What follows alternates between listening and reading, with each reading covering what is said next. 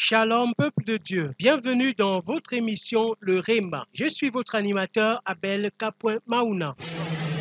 Dans cette émission, nous explorerons les enseignements du révérend pasteur Mamadou Karambiri sur les fondements de la prière efficace. Nous allons plonger dans deux aspects clés abordés dans son message: l'importance des relations interpersonnelles et la nécessité de prier selon la volonté de Dieu. Le Réma. Dans son enseignement, le pasteur Karambiri met en lumière le lien crucial entre nos relations avec les autres et notre relation avec Dieu. Il raconte l'histoire d'un frère de l'Église qui se sentait ignoré et négligé, soulignant ainsi l'impact des relations brisées sur notre vie de prière. Le pasteur nous rappelle que l'amour et l'harmonie entre les croyants sont essentiels pour que Dieu exauce nos supplications. Les conflits non résolus et les divisions au sein de l'Église peuvent entraver l'exaucement de nos prières. Lui, il croit que nous, on est des intercesseurs, mais en réalité, ce n'est pas nous. J'ai constaté qu'il y a un frère là, depuis quelque temps, il ne vient pas à l'église. Parce que l'église ne le considère pas. L'Église ne l'aura pas. Moi, j'ai vu qu'il y a une relation entre nos non-exaucements et l'absence de ce frère-là. Et plusieurs de l'Église ont approuvé cela, ont dit c'est vrai. Bon, qu'est-ce qu'ils ont fait? Ils ont fait une délégation des responsables de l'Église. Donc, ils ont rassemblé les responsables, les diacres et les anciens qui ont pris leur véhicule. Ils ont demandé où se trouve la maison du frère. Comme c'est un frère pauvre, il habitait dans un quartier vraiment caché. Ils ont tout fait, ils ont trouvé le frère. Mais le frère était un peu choqué. Il dit: ah bon, vous venez me persécuter jusque chez moi dans ma maison? Ils ont dit: non, non, non, frère, on est venu vous chercher. Vous êtes important. Il a dit: ah bon, moi je suis important. Moi. À l'église, vous ne me saluez même pas. Vous ne me considérez même pas. Et vous dites que je suis important. Ah. Bon, il dit: mais qu'est-ce que vous voulez? Il dit: non, non, non, monte dans la voiture.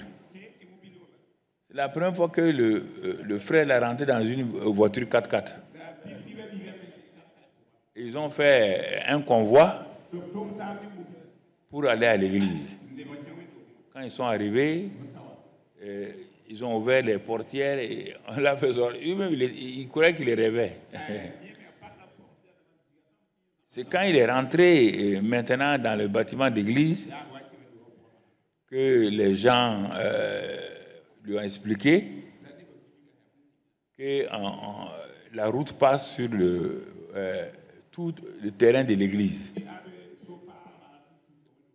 La mairie est venue nous informer que notre terrain va être détruit, du moins pris par la nouvelle route. Ah. Donc, à ce moment-là, le frère a dit: ah bon? Il dit: mais prions. C'est pas difficile là.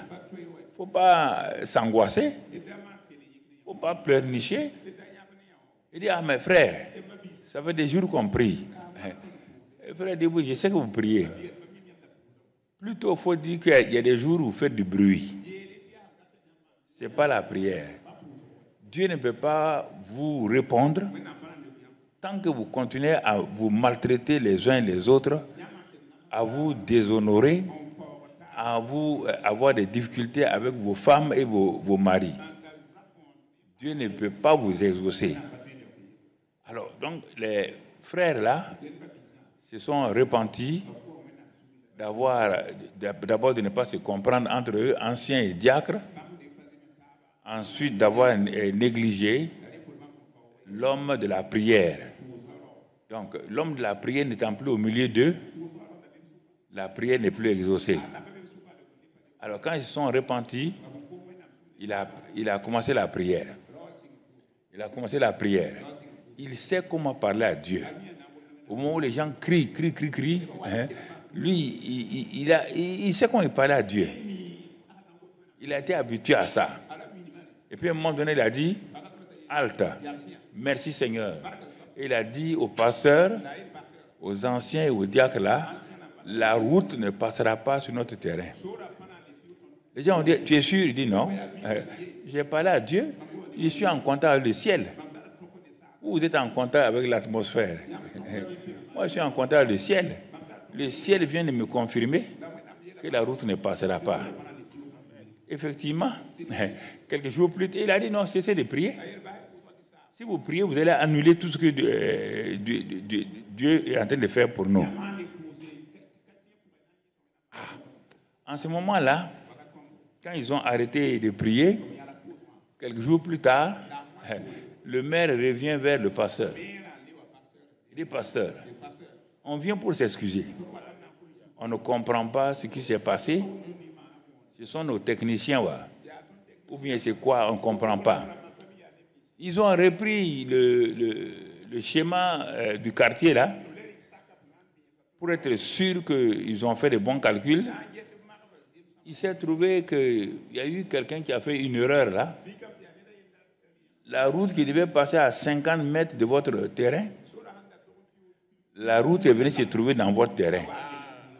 Alors, nous venons de voir que la route doit aller au dehors et que votre terrain ne doit pas être touché. Voilà la bonne nouvelle qu'on vient vous dire. Mais le pasteur savait que ce n'est pas les techniciens et tout. Il a su, quand il a dit ça au conseil des anciens, le collège des anciens, c'est là que les gens ont dit, ah, donc ce que nous appelons prière là, nous comprenons pourquoi l'église locale prie, il n'y a pas d'exaucement. Nous comprenons pourquoi nous faisons des convocations solennelles, il n'y a pas d'exaucement. Nous comprenons pourquoi dans nos foyers, dans nos familles, nous prions, il n'y a pas d'exaucement. Nos enfants ne sont pas exaucés. Nos prières financières ne sont pas exaucées. Nos prières contre les maladies ne sont pas exaucées. Parce que nous croyons que la prière, c'est parler, tout en négligeant les relations que nous avons avec les uns et les autres. Et cette église-là, ayant compris cela, ils n'ont plus jamais, ils sont jamais allés prier encore en se basant sur la qualité des gens, mais en se basant sur les relations qu'ils doivent avoir les uns avec les autres. Ils faisaient ça pour que, avant de rentrer de prier, tous ceux qui devaient conduire la prière, on voulait s'assurer s'ils ont de bonnes relations. S'il n'y a pas de problème entre eux, Dieu ne va pas exaucer. Il ne le fera pas pour te faire plaisir, ni pour me faire plaisir. C'est pourquoi des gens meurent, les bons chrétiens meurent, parce qu'ils n'ont jamais résolu leurs problèmes avec leur femme, leur mari ou autre là. Dieu ne peut pas répondre. On dit, ah, on ne comprend pas pourquoi il est mort. Il est mort, vous voyez un bon chrétien, mais c'est un chrétien grincheux, un chrétien qui ne pardonne pas, un chrétien qui a la haine. C'est pourquoi il est mort à cause de ça. Le pasteur Karambiri nous met également en garde contre la prière égoïste et centrée sur nos propres désirs. Il explique que Dieu répond aux prières qui sont conformes à sa volonté et à son plan pour nos vies. Ainsi, prier selon la volonté de Dieu implique d'abandonner nos propres désirs et de rechercher activement ce qui honore Dieu et contribue à son dessein global. La vie de prière, je vous dis et je vous répète, ne vous aventurez pas, ne croyez pas parce que vous avez réuni 500 personnes que c'est ça la prière. Vous avez réuni 1000 personnes, c'est ça la prière. Mais ces 1000 personnes-là, quelle est leur relation? C'est le problème. Moi, je ne veux pas le conseiller. Il connaît la Bible. Je vais le conseiller pourquoi? Il sait que s'il n'honore pas sa femme, leur prière ne sera pas exaucée. Il le sait. Moi, je vais lui dire quoi? Tu veux que je l'appelle pour lui dire quoi plus que ce que Dieu a dit? Je pose la question. Si tu peux me répondre, tu me réponds. Il sait que les mauvaises relations bloquent la prière. Jésus a dit, à l'amour que vous avez les uns pour les autres, les gens sauront. Dieu saura. Moi-même, je saurai. Le diable saura. Les hommes sauront. Mais il n'y a pas d'amour. Personne ne sait et personne ne peut t'exaucer. Il n'y a pas de justificatif pour que dans la maison là, l'homme dise que c'est la femme qui est mauvaise ou la femme qui dit que c'est le mari qui est mauvais. Tu ne peux pas justifier ça. Vous êtes un. Il dit vous êtes un. Si ta femme est méchante, c'est toi qui es méchant. Vous êtes un. On ne peut pas séparer ce que Dieu a uni. Si toi tu penses que Dieu t'a uni avec une mauvaise femme, Dieu a fait une erreur, hein? Tu as le courage de dire que Dieu t'a donné une mauvaise femme. Alors que toi, tu as prié. Et tu as dit à tout le monde, ça, c'est celle-là, ta femme. Et tu viens dire aujourd'hui qu'elle est mauvaise. Mais elle est un avec toi. Mais toi-même, tu es mauvais.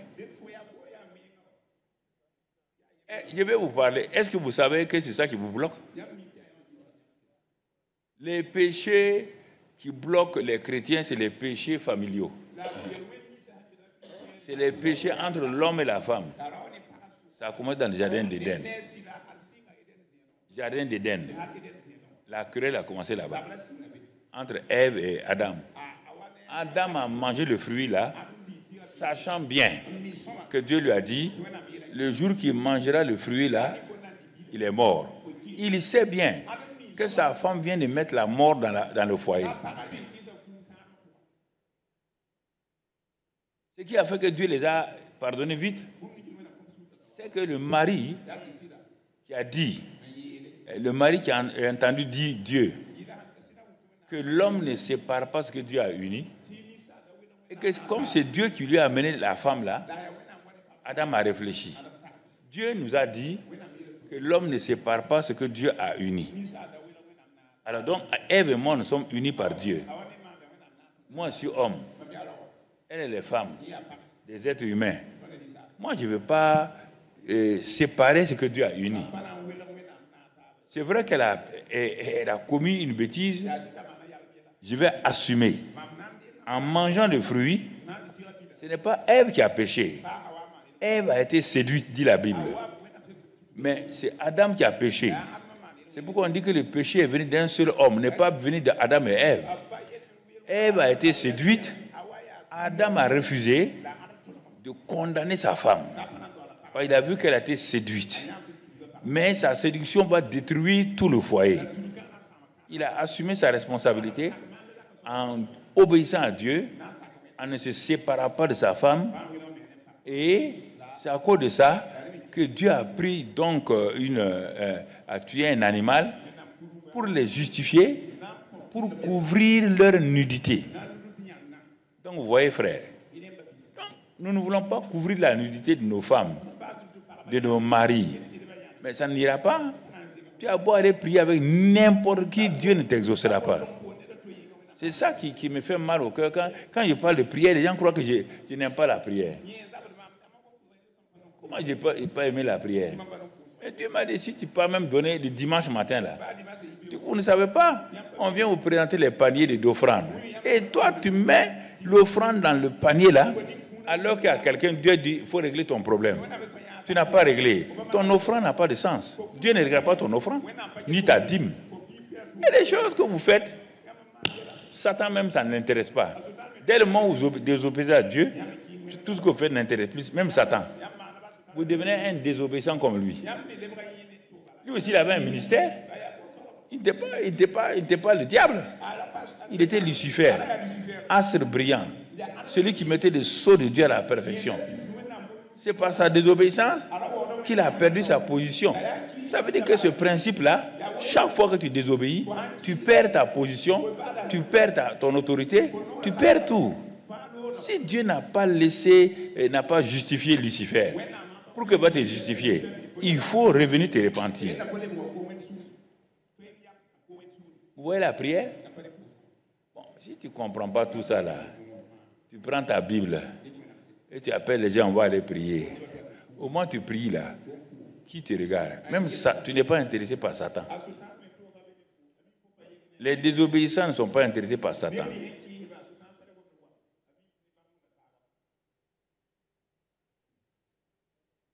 réfléchissez. Toi, tu te lèves, tu vas aller à l'église. Ton mari dit rester parce qu'il y a quelque chose, il va voir. Non, non, non. C'est le jour de. Va à l'église. Tu arrives à l'église là. Le ciel est fermé sur toi. Le ciel ne s'intéresse pas à une femme désobéissante. Non. Le ciel, il y a des principes dans la Bible là. Si vous ne les appliquez pas, ça ne marchera pas. Le principe de l'électricité, c'est très puissant. Mais tant que tu n'as pas appuyé sur le contact là, il n'y aura pas de lumière. C'est la même chose. Tu veux que la prière fonctionne? Fais ce qu'on te dit de faire. Si tu ne le fais pas, tu perds ton temps. Donc, vous voyez, ce sont des choses que... Il y a plusieurs obstacles comme ça. Parfois, tu peux prier pour demander des choses pour ta passion. J'ai dit, ça c'est dans Jacques. Il dit, mais tes passions là, tu demandes ça là, c'est pour toi-même, toi-même, toi-même. Il dit, c'est pourquoi tu ne l'as pas exaucé. Vous demandez et vous ne recevez pas parce que vous demandez mal, dit Jacques. Afin de pouvoir avoir pas besoin de sa passion. Il y a passion, il y a besoin. On dit que Dieu pourvoira à vos besoins, pas à vos passions. Quand tu peux prier là, c'est un besoin ou une passion que tu es en train de chercher. Si c'est un besoin et que le besoin est selon la volonté de Dieu, sache que tu sortiras avec un exaucement. Mais si c'est une passion, quelque chose que tu veux avoir seulement pour montrer que vraiment, toi, Dieu t'exauce, c'est des bonnes choses là, Dieu dit qu'il ne le fera pas.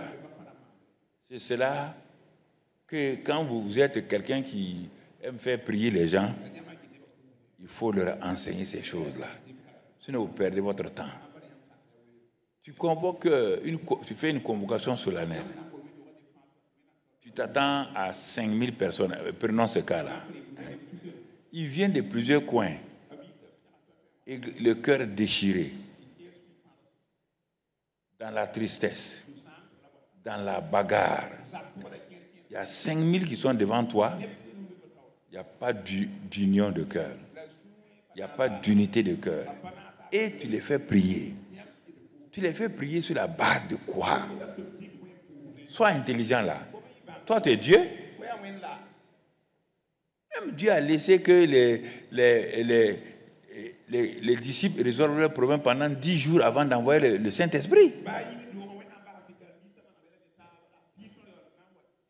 Mais tu as vu quand ils ont résolu leur relation pendant ces 10 jours-là, que le Saint-Esprit est descendu. Regarde la suite. C'était facile maintenant. Quand ils ont su quelles sont les conditions que le Saint-Esprit réclame avant de venir, ils ont mis de l'ordre. Et regarde maintenant, dans Acte 4. Acte 4, on a arrêté Jean et Pierre. On les a maltraités. Et ils retournent dans l'église. En ce temps, l'église avait combien de membres? 5120, parce qu'il y avait 5000 qui s'étaient ajoutés. Mais ils ont été enseignés. Ils arrivent seulement, ils exposent leurs problèmes. Regardez une réunion de prière non préparée, mais avec des cœurs préparés. Ils viennent, hein, ils parlent. Les chrétiens ont dit, ah bon? C'est ça Jean? C'est ça Jacques? Il n'y a aucun problème là. Vous êtes dans la volonté de Dieu? Il dit oui. Vous voulez continuer à prêcher pour que les gens soient sauvés? Il dit oui. Bon, pasteur, allez vous reposer. Les chrétiens, regardez l'église. C'est pas Jean et ceux qui ont conduit la prière. Mais il est dit que tous ceux qui étaient là, les 5000 et quelques là, ils élevaient la voix tous ensemble d'un seul cœur. Regardez, c'est ça qu'on appelle la prière. D'un seul cœur, ils ont élevé leur voix. Et ils ont crié les mêmes choses. Et quand ils ont fini, au moins ils finissaient là, Dieu étend ta main. Dieu continue à étendre ta main. Afin qu'au saint nom de Jésus-Christ, l'évangile continue à être prêché. Les malades soient guéris. Les gens soient sauvés. Ils sont dans la volonté de Dieu. Quand on est dans la volonté de Dieu, Dieu nous écoute et on va de l'avant. Mais étant dans la volonté de Dieu, le Saint-Esprit n'a pas attendu. En un clin d'œil, il est venu. Il les a remplis encore. Acte 4. Et le réveil a commencé. Acte 5. L'ombre de Pierre guérissait les gens. Acte 6. Regardez! C'est ça que j'appelle la prière. Il ne faut pas vous fâcher. Tu n'es pas exaucé. Tu es frustré. Ta femme est frustrée. Ton mari est frustré. Ta famille est frustrée. On veut te dire de chemin, tu veux te fâcher. Continue à prier comme tu veux, sans régler tes problèmes, sans te réconcilier. Tu verras ce qui va t'arriver. Le jour que le diable aura accès, on te dit que une colère sur laquelle tu dors, vous ne réglez pas ça. Dans le lit là, c'est le combat des fesses, des dos. Toi, tu es tourné comme ça, la femme est tournée comme ça. Vous ne vous parlez pas, sinon qu'à travers vos fesses et vos dos. Vous vous poussez. Lui, il pousse. Lui, il pousse. Vous êtes en colère. Il dit, vous venez de donner accès au diable. Le diable est dans votre maison. Le diable est dans le coin. Tu n'as qu'à être apôtre, prophète, le diable est dans le coin.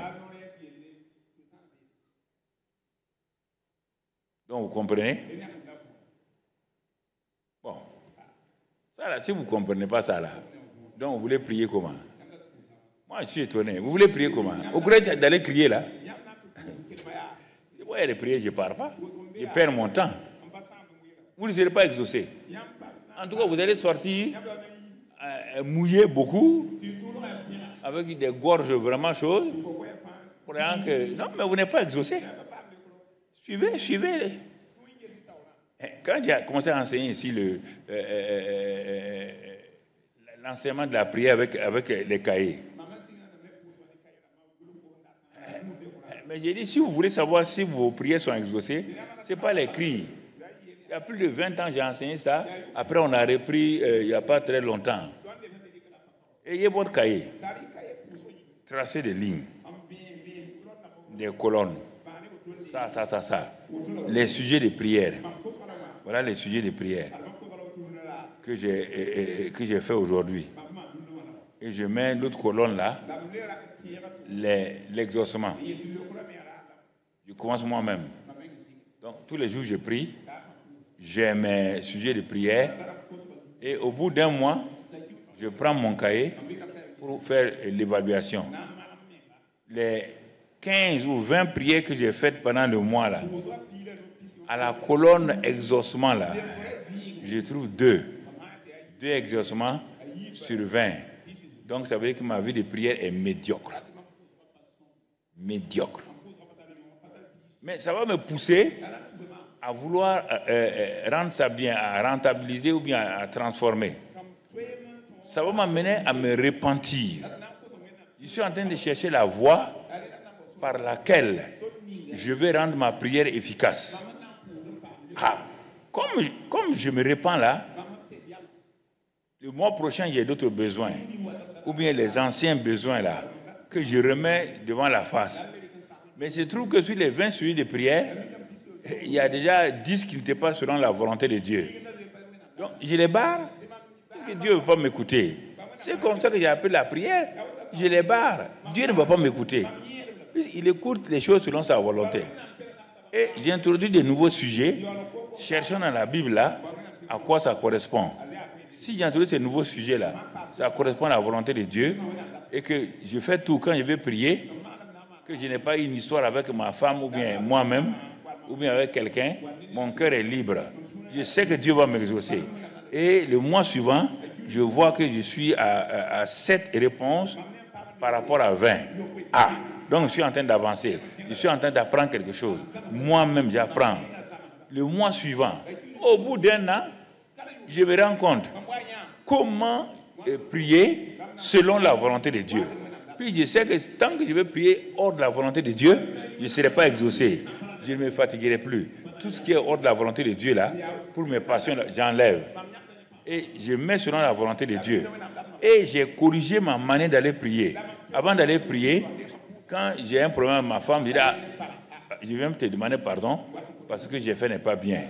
Je ne veux pas aller m'amuser à aller prier, alors que Dieu dit que si je n'honore pas ma femme là, il ne m'exauce pas. Je ne vais pas être un hypocrite. Et je vois que ma vie de prière s'améliore. À un moment donné, je suis devenu constant. Sur 20 sujets, il y a au moins 15 qui sont exaucés.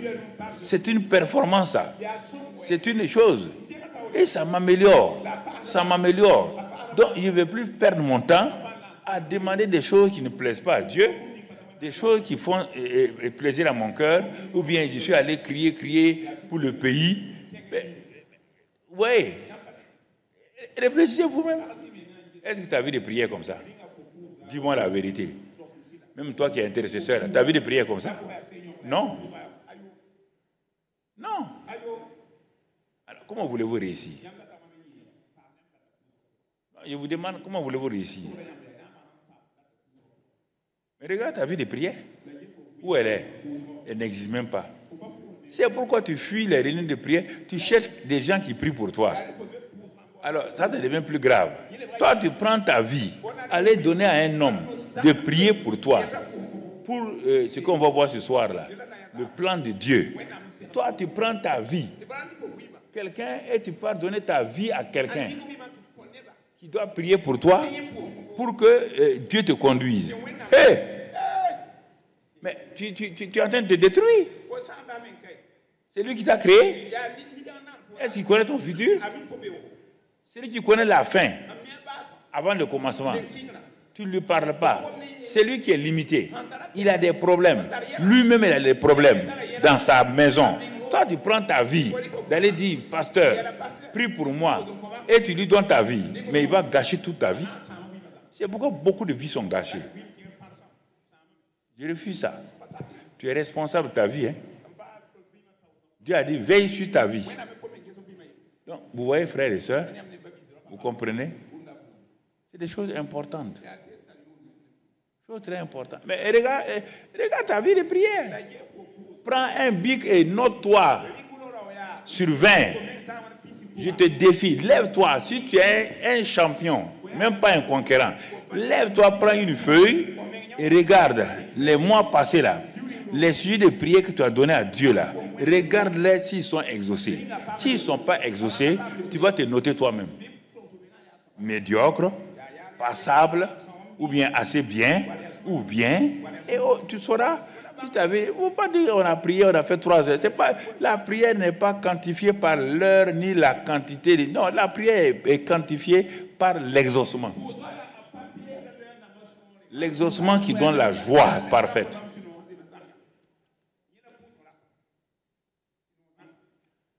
C'est ça que je devais ajouter hier soir.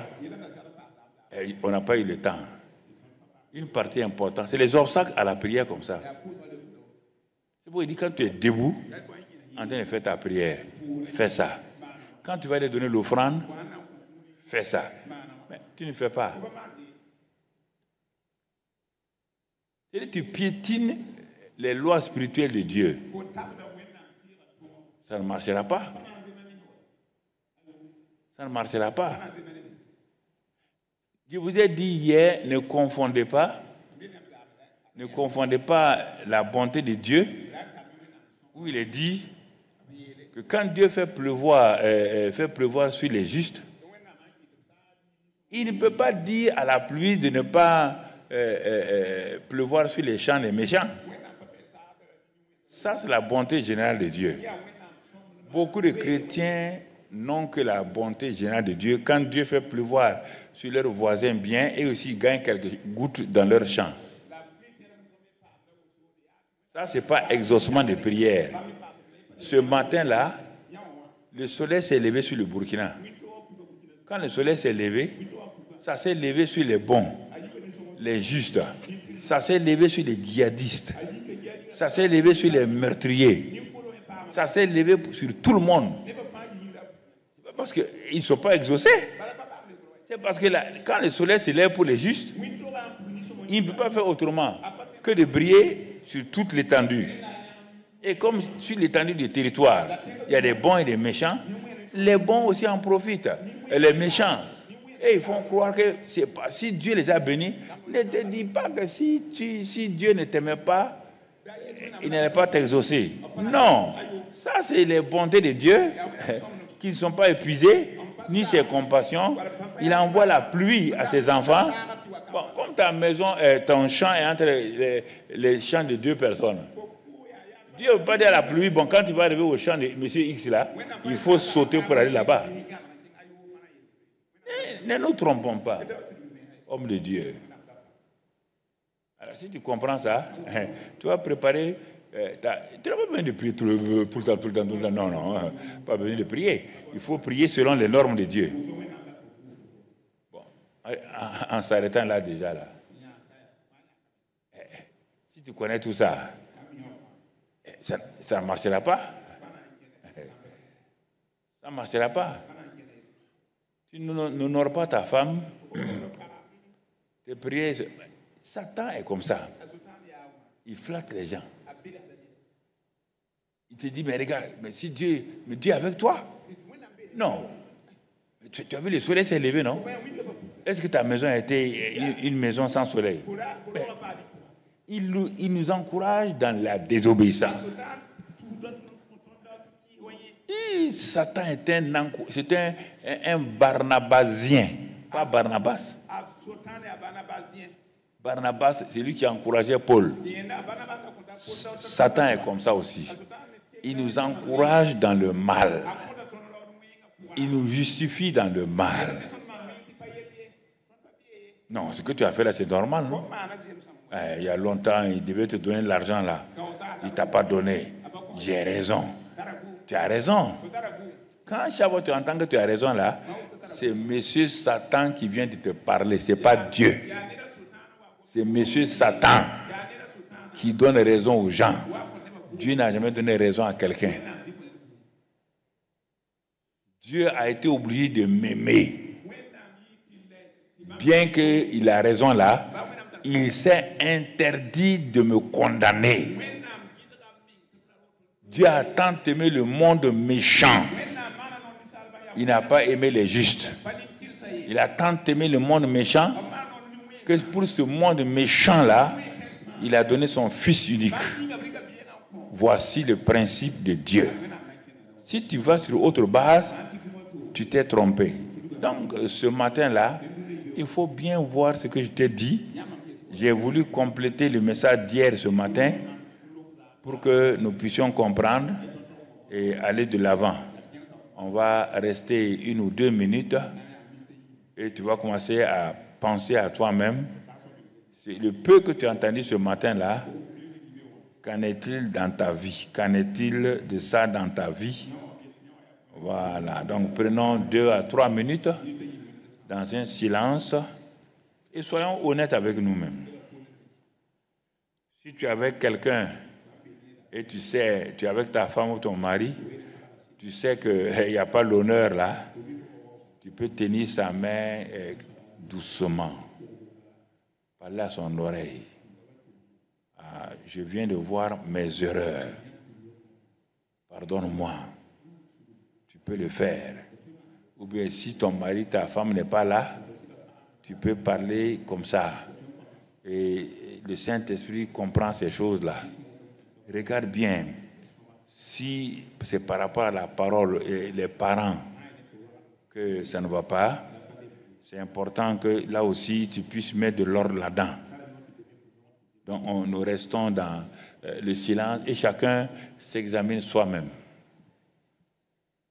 En conclusion, le message du révérend pasteur Mamadou Karambiri nous rappelle que la prière efficace repose sur les bases solides des relations saines avec nos frères et sœurs dans la foi et la soumission totale à la volonté de Dieu. En cultivant l'amour et l'unité entre les croyants et en priant avec humilité et soumission, nous pouvons expérimenter la puissance et l'exaucement des prières selon le cœur de Dieu. Merci d'avoir suivi cette émission. N'oubliez pas de partager vos réflexions et votre expérience dans les commentaires ci-dessous. Abonnez-vous pour ne pas manquer nos prochaines publications. Et n'oubliez pas de cliquer sur la cloche pour recevoir les notifications. À très bientôt dans un autre numéro de votre émission, le Réma.